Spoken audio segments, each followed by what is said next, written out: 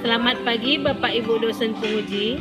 Perkenalkan, nama saya Itasari Berunenggolan SPD, NIM 9233413486, mahasiswa PPG dalam jabatan Angkatan 3 tahun 2023 LPTK Universitas Negeri Medan.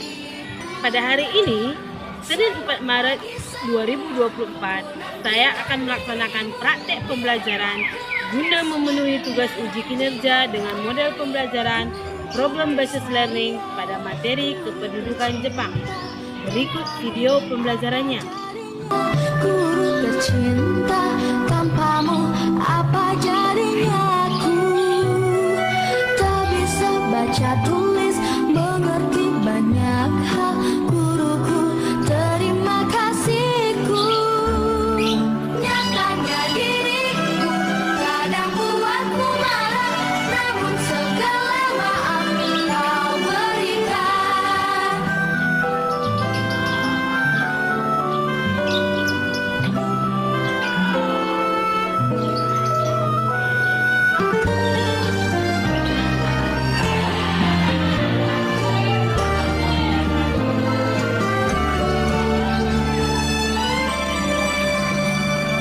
Selamat pagi semua, ku nantikan dirimu di depan kelasku, menantikan kami.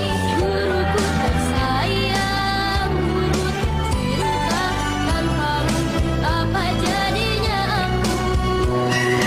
Tak bisa baca tulis, mengerti banyak hal. Guruku, terima kasih. Selamat pagi anak-anakku semua.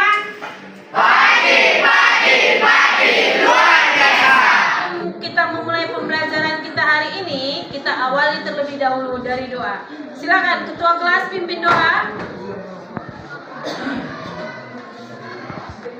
Teman-teman, sebelum kita memulai pembelajaran kita akan berdoa menurut agama Indonesia kita masing-masing. Doa dimulai.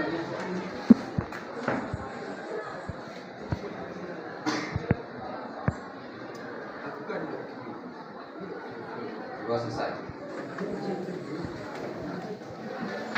Siapa anggotamu yang tidak hadir ketua kelas? Yang tak hadir hadir. Alvin.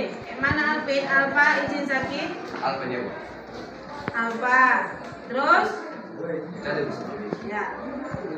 Tujuan pembelajaran kita pada hari ini yaitu di mana pertama peserta didik mampu menganalisis latar belakang pendudukan Jepang di Indonesia. Kedua, peserta didik mampu menguraikan upaya-upaya yang dilakukan Jepang dalam menduduki wilayah Indonesia. Ketiga, peserta didik mampu menganalisis dampak pendudukan Jepang di Indonesia saat ini dalam bidang militer, ekonomi, sosial, budaya.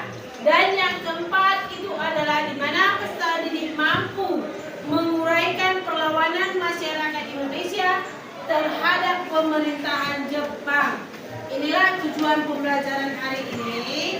Ibu harap kalian bisa mengikuti pembelajaran kita pada hari ini karena ini di mana bangsa Indonesia masih dijajah. Ini menuju Indonesia mendekati kemerdekaan nantinya, nah, ya. Jadi sebelum kita mengamati video pembelajaran, Ibu mau lihat dulu, memperlihatkan sama kamu terlebih dahulu. Ini ada gambar, ya. Gambar apa ini, Nakku? Bendera. Bendera negara mana? Jadi apa kira-kira menurut kamu hubungannya dengan bangsa Indonesia? Menjajah Indonesia. Negara yang menjajah Indonesia. Kedua negara ini menjajah bangsa Indonesia. Ya, bagus. Ya. Jadi Ibu harap kamu sudah paham.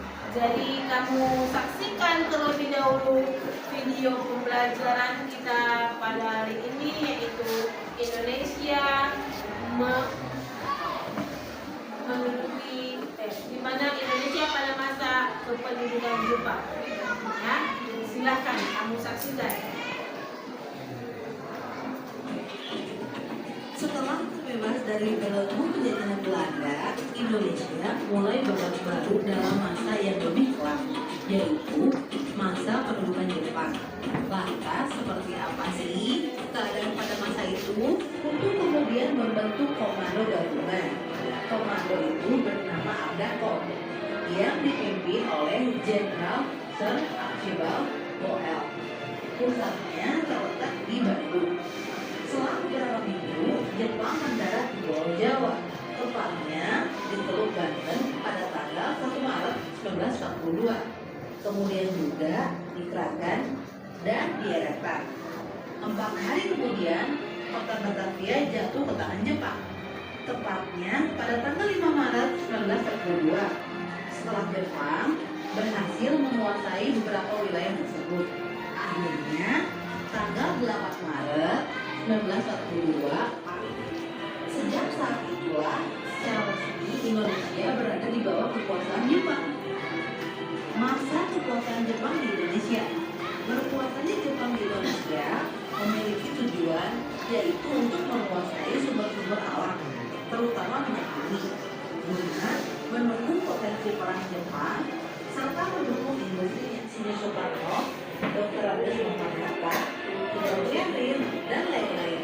Pengalaman dari penjajahan Jepang di Indonesia sangat beragam, tergantung di mana penduduk itu tinggal dan bagaimana status sosial orang tersebut. Berikut ini beberapa kekejaman di masa penjajahan Jepang. 1. Jika tinggal di daerah yang berkepentingan dalam perang akan mendapat siksaan. 2. Wanita dijadikan bulan seks dikenal dengan jemiriatu, bahkan mereka juga laku memukul, menampar, dan bahkan menikahnya hingga mati. Jadi demikianlah video pembelajaran kita, yaitu tentang Indonesia pada masa kependudukan Jepang. Jadi dari hasil video tersebut, Ibu mau bertanya, kira-kira apa kesimpulan yang dapat kamu ambil dari video pembelajaran kita hari ini? Silakan, satu orang. Siapa? Ayo. Ya, silakan diri. Biru. Ya. Yang saya dapat dari video tersebut yaitu Jepang menciptakan semboyan 3A, yaitu Nippon sebagai pemimpin Asia, Nippon sebagai cahaya Asia, dan Nippon sebagai pelindung Asia. Dan juga pada awalnya Indonesia mengira bahwa Jepang itu adalah saudara mereka, dan pada awalnya Jepang baik kepada Indonesia, tapi lama-lama Jepang mulai mendominasi wilayah Indonesia. Hanya ini yang saya dapat. Terima kasih. Ya, terima kasih ya. Tepuk tangan dulu untuk semua. Silakan duduk pada kelompokmu masing-masing.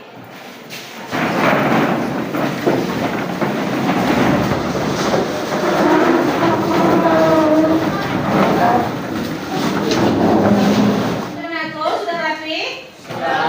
Sekarang tugas kamu, ini ada Ibu akan kasih dalam LKPD, di mana kelompok 1 kalian akan membahas tentang latar belakang kedatangan Jepang ke Indonesia. Ini aku.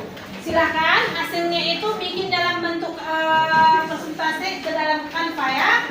Untuk kelompok 2 kalian menguraikan upaya-upaya yang dilakukan Jepang untuk menduduki wilayah Indonesia. Untuk kelompok 3 kalian membahas tentang dampak pendudukan Jepang di Indonesia. Kelompok 4 kalian membahas tentang perlawanan masyarakat Indonesia terutama masyarakat Karo terhadap Jepang. Jadi, sumbernya bisa kalian gunakan smartphone kamu atau handphone. Silakan aku.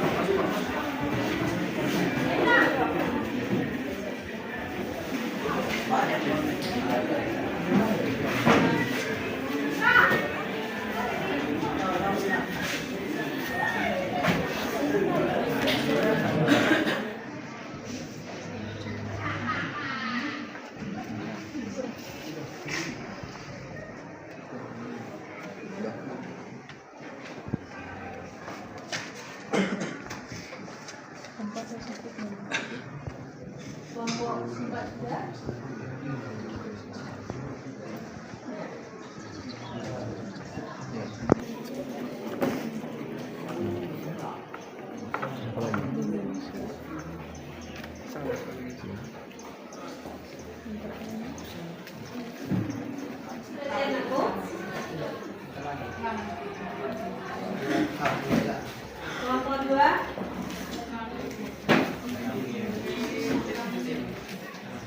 Kelompok 3. Sudah siap? Kelompok 4. Sudah? Ya. Baiklah, kalau demikian sekarang bisa kita presentasikan, ya kan?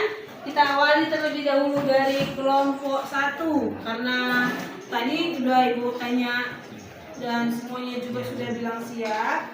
Sekarang kami persilakan kelompok 1 mempresentasikan hasil dari diskusinya. Untuk kelompok 1 kami persilakan, dan kelompok yang lain nanti kamu amati, ya kan? Nanti di akhir presentasi dari kelompok 1 kamu berikan pertanyaan maupun saran dari hasil kerja mereka.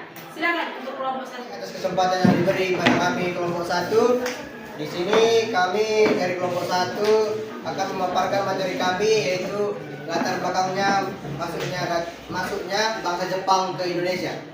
Di sini akan dibacakan langsung oleh saudari Abelia. Silakan. Pendahuluan. Penduduk Jepang di Indonesia adalah salah satu periode penting dalam sejarah bangsa Indonesia. Masa ini berlangsung selama kurang lebih 3,5 tahun, mulai dari Maret 1942, Januari 1942, Pontianak pada 29 Januari 1942, Samarinda pada 3 Februari 1942, dan Banjarmasin pada 10 Februari 1942. Kronologi awal masuknya bangsa Jepang ke Indonesia. Yang pertama yaitu pada 8 Desember 1941, Jepang berhasil menyerang Pearl Harbor milik Angkatan Laut Amerika Serikat. Yang kedua yaitu 11 Januari 1942, Jepang di Tarakan atau Kalimantan Timur dan mulai menguasai kota-kota di sekitarnya. Yang ketiga yaitu 4 Februari 1942, Jepang turut menguasai kota-kota lain di luar Kalimantan seperti Ambon, Wetan atau Jawa Barat, dan Kragen, Jawa Tengah. Yang terakhir yaitu 8 Maret 1942, Belanda menyerah tanpa syarat ke Jepang dan mulai menguasai Indonesia.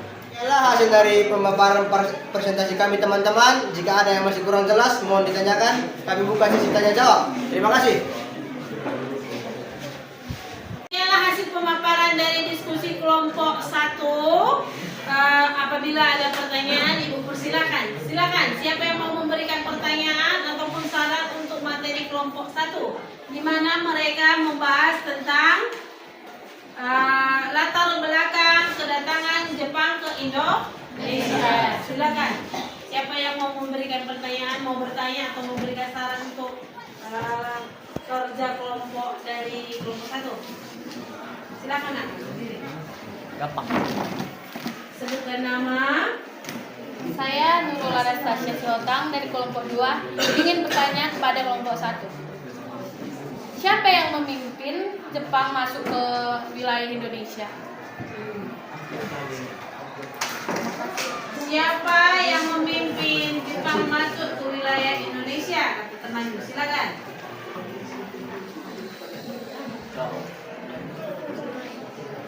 Pertanyaannya dari saudara Nurul. Di sini kami akan menjawab dari kelompok 1 tentang pertanyaannya.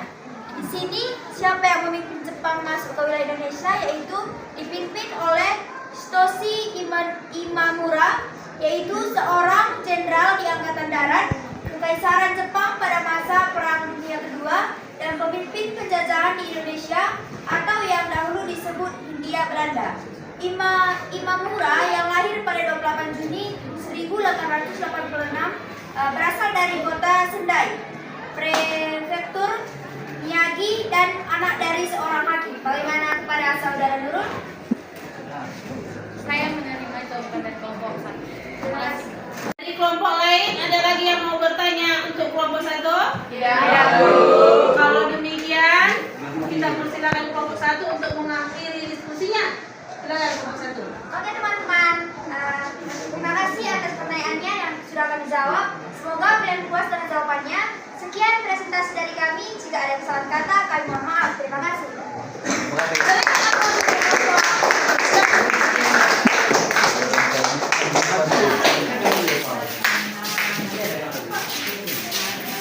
Silakan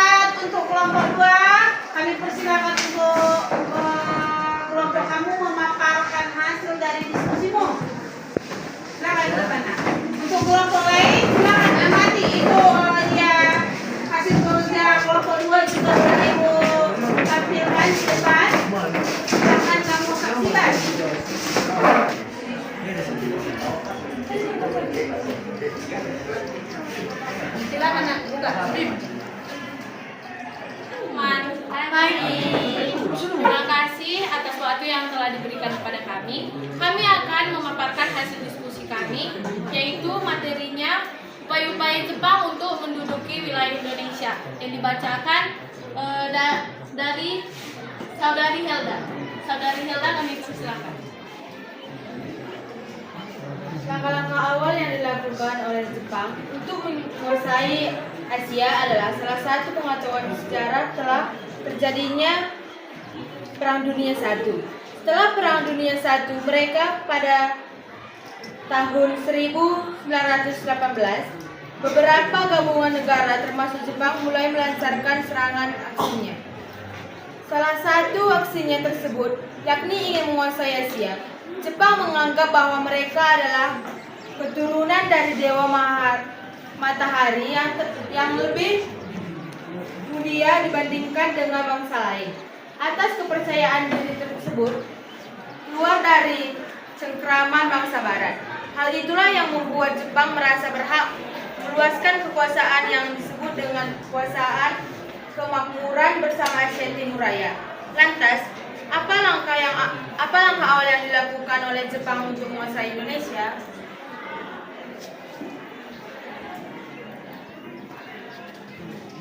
Langkah pertama Jepang untuk menduduki wilayah 3A. Jepang membentuk gerakan 3A, yakni Nippon Sahaya Asia, Nippon Pelindung Asia, dan Nippon Pemimpin Asia. Gerakan tersebut sebagai semboyan Jepang untuk membujuk bangsa Indonesia agar membantu. Pemimpin gerakan tersebut adalah Mr. Syamsuddin, bekas anggota Karinber.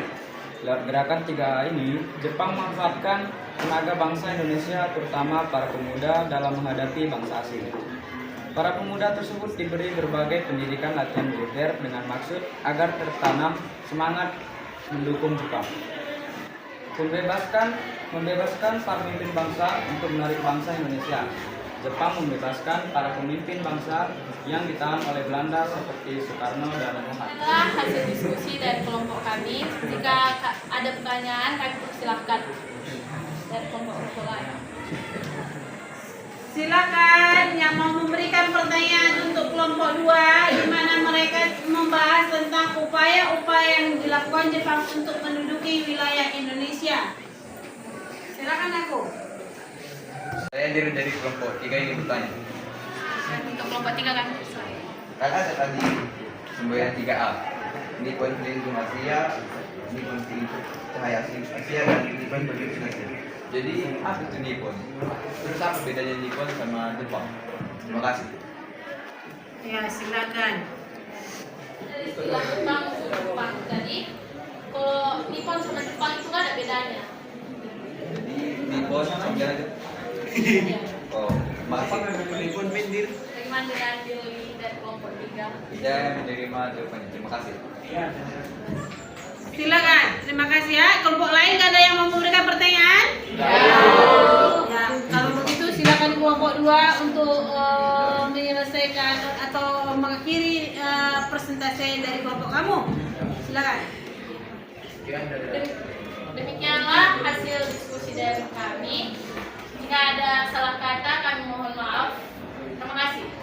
Berikan aplaus untuk kelompok.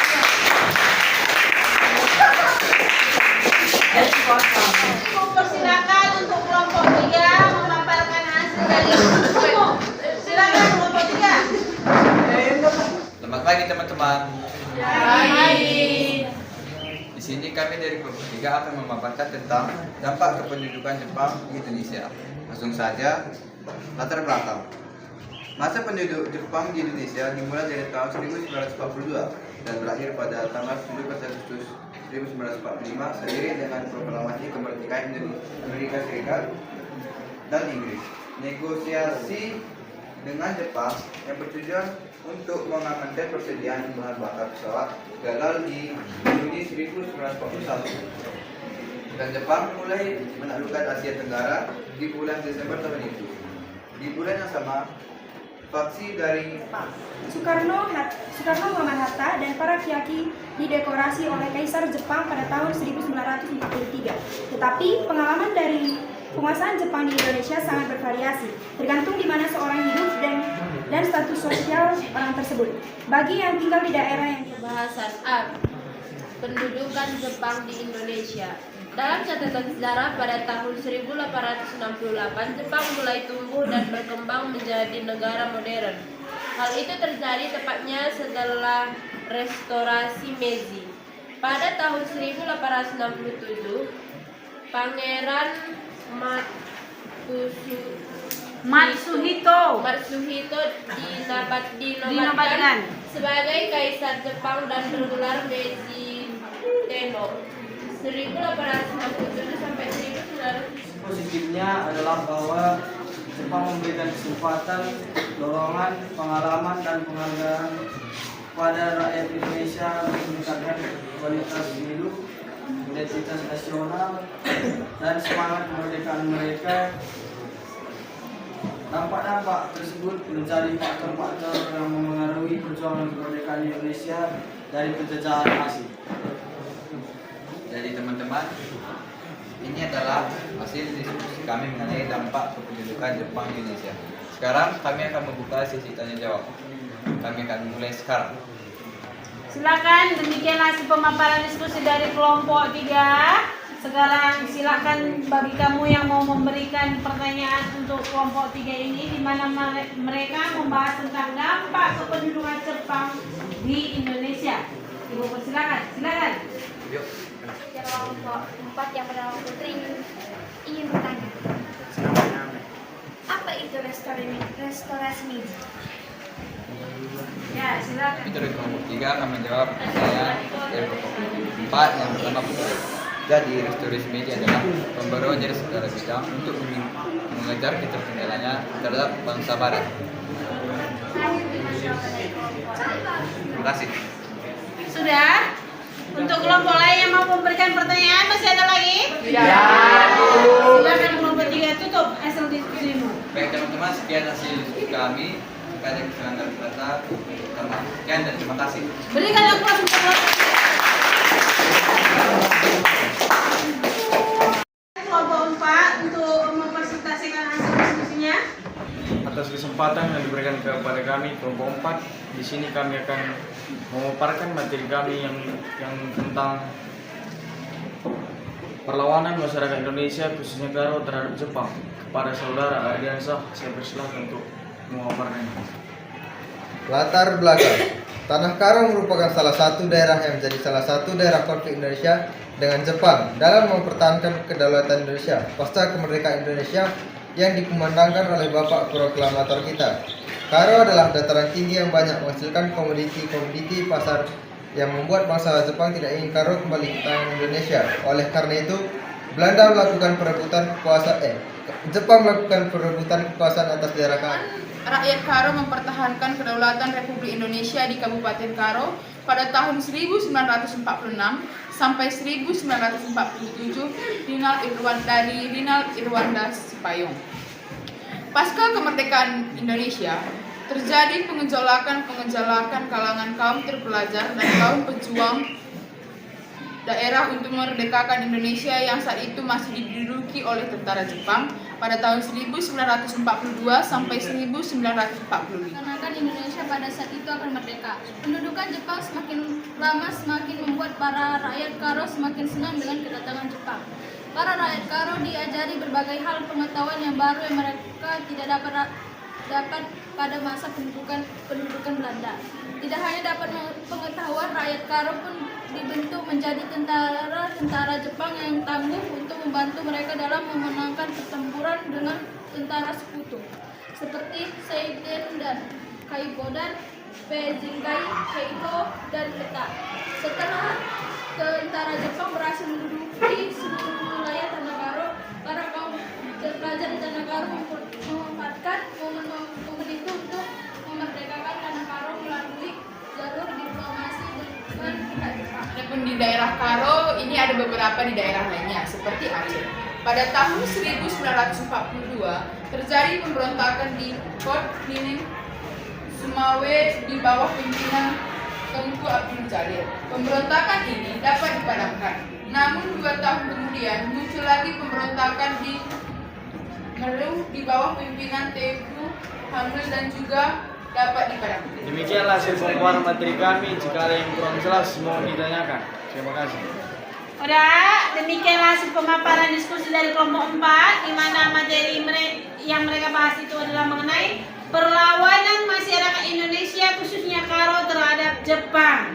Sekarang kita buka sesi tanya jawab. Silakan buat anak-anak ibu yang mau memberikan pertanyaan untuk kelompok 4, ibu persilakan. Ya, silakan berdiri aku. Valdo Ginting, saya ingin bertanya kepada kelompok 4. Kalau boleh tahu siapa sajakah pahlawan-pahlawan Tanah Karo yang membela Indonesia pada saat dijajah oleh bangsa Jepang? Ya, bagus pertanyaan si Revaldo.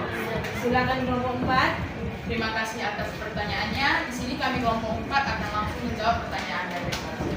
Adapun beberapa pahlawan yang dapat kami sampaikan, yaitu yang pertama adalah pahlawan Dijamin Ginting dan yang kedua adalah pahlawan Kiras Bangun.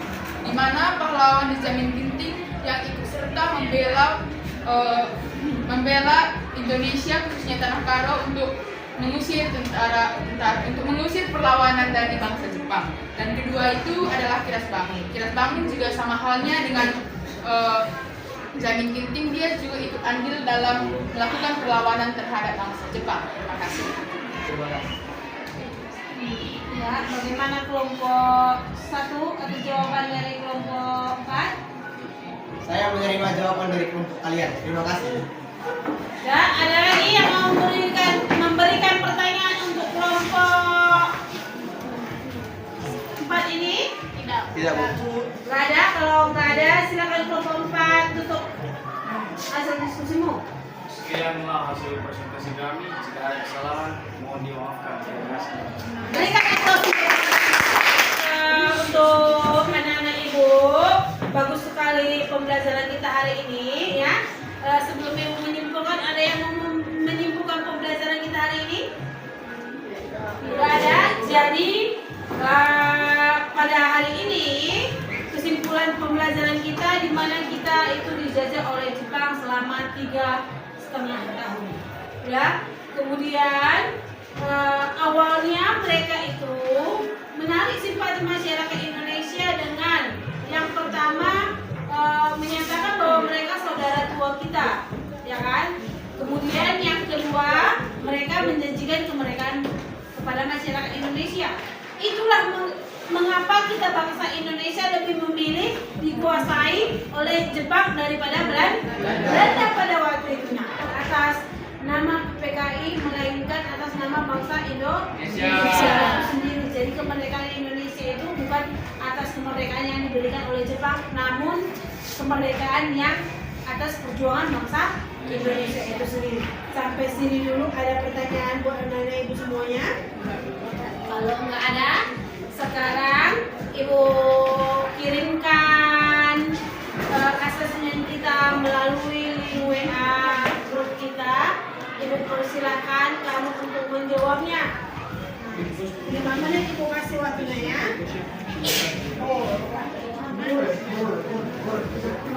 Silakan aku kerjakan. Ibu kasih waktu 5 menit. Itu dia ibu kirim.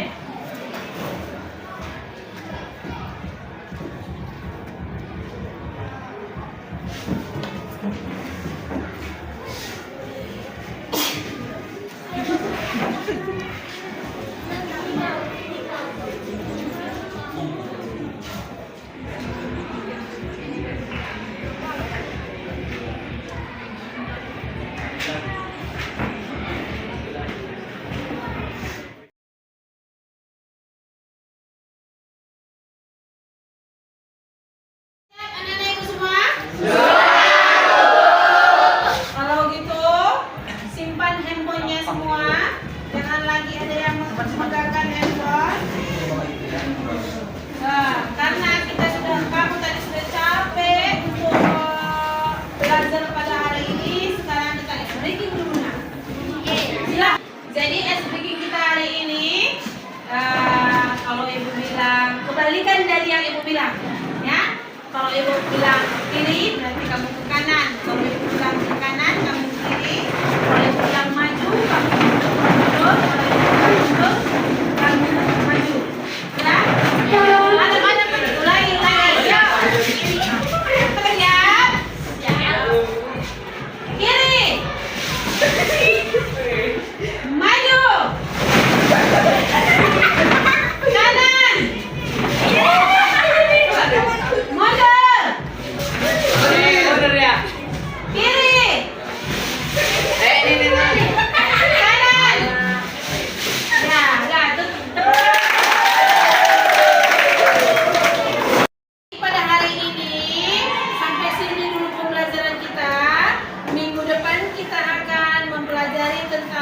Indonesia merdeka.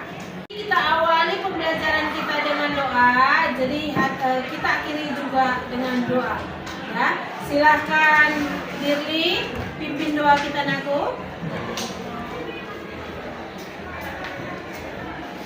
Jadi teman-teman untuk mengakhiri pembelajaran kita, mari kita berdoa untuk agama dan masing-masing berdoa.